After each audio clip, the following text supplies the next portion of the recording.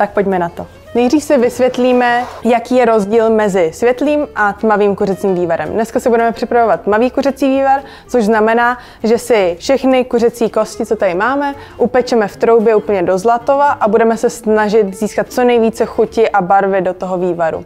Pak například světlý vývar, kdybyste si připravovali doma, tak ten se na rozdíl od toho tmavého se neopeká ty kosti kuřecí, ale rovnou se zasyrova dávají do studené vody se zeleninou. Dneska si teda ukážeme ten tmavý, takže začneme tím, že si přehřejeme troubu na horní a spodní pečení na 190 stupňů a mezi tím tak tady máme kuřecí křídla a máme tady kuřecí skelety. Ty kuřecí skelety si tady nůžkami rozstříháme na menší kusy, aby jsme z těch kostí získali co nejvíce chuti. Takže čím menší ty kousky bude, tím větší máme šanci získat maximálně chuti, co můžeme. Takže si tady aspoň na nějaký 2-3 části rozstříháme.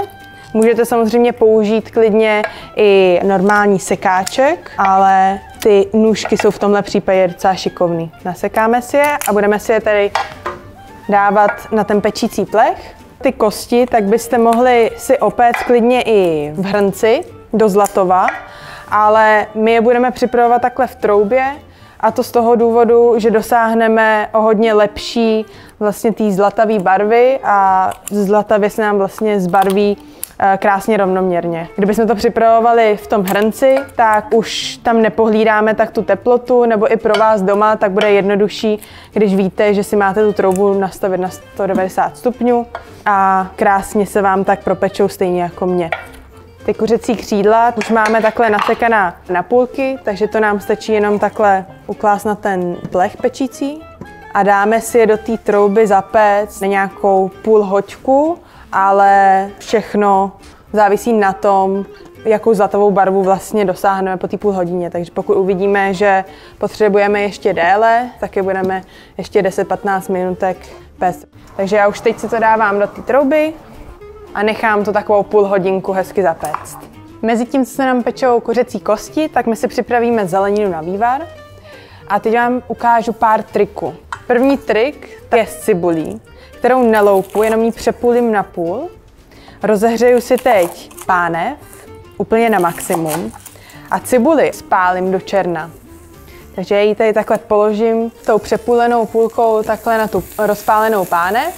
Nám tím vlastně nepustí ta cibule žádnou hořkost, z čeho byste se vlastně mohli obávat, ale pustí nám o to více chuti a o to více barvy do toho výsledného vývaru.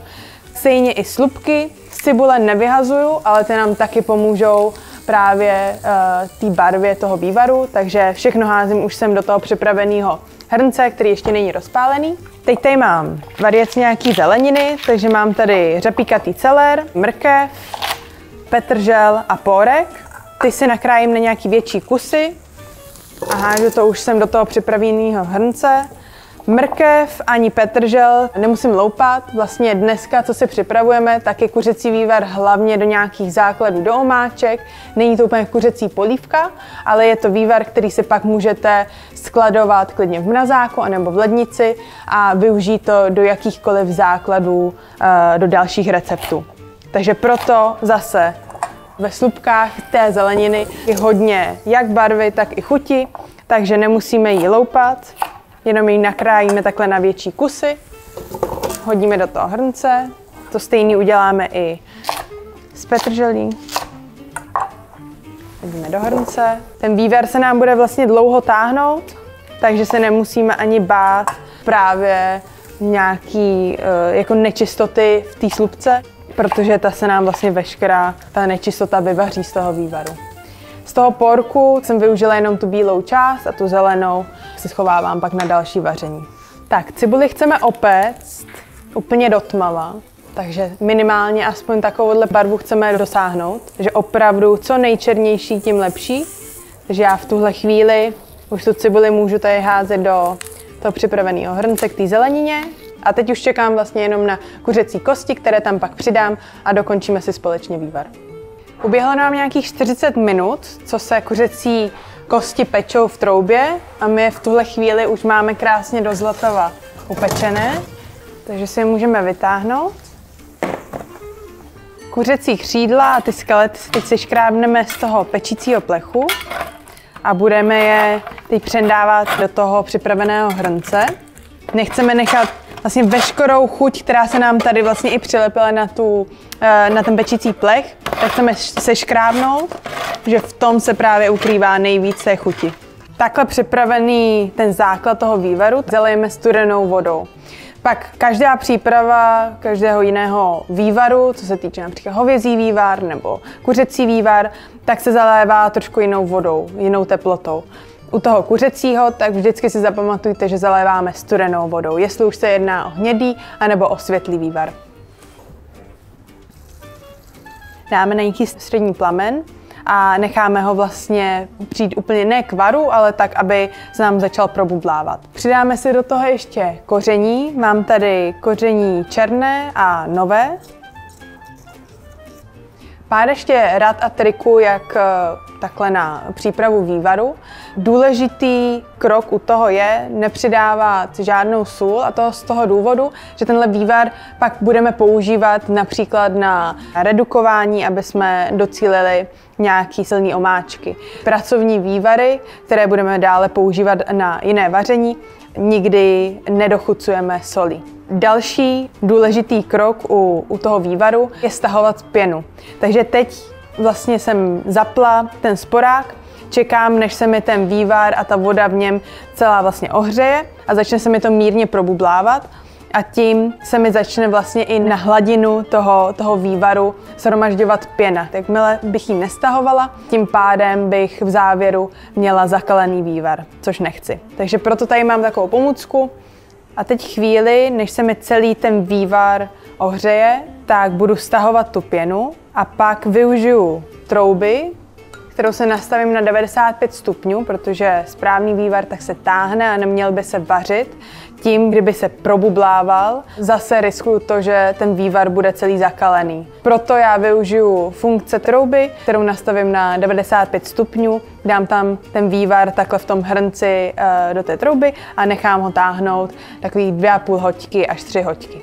Troubu si přehřeju na 95 stupňů, krásně tím budu kontrolovat tu teplotu, naposledy stáhnu tady tu pěnu a teď v tuhle chvíli už jen vývar přesunu do trouby.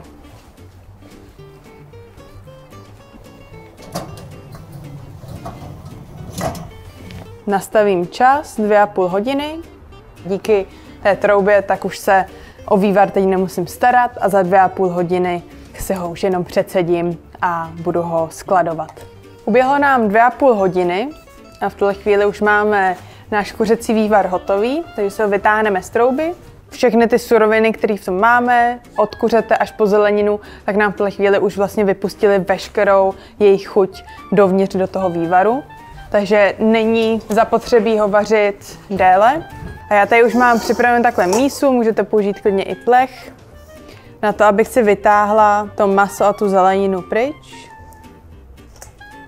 Tady už mám připravený čistý hrnec s jemným sítkem a tady mám jemné plátínko, které mi zajistí to, že ten vývar budu mít úplně čirý, bez jakýchkoliv nečistot. Já ho teď předsedím.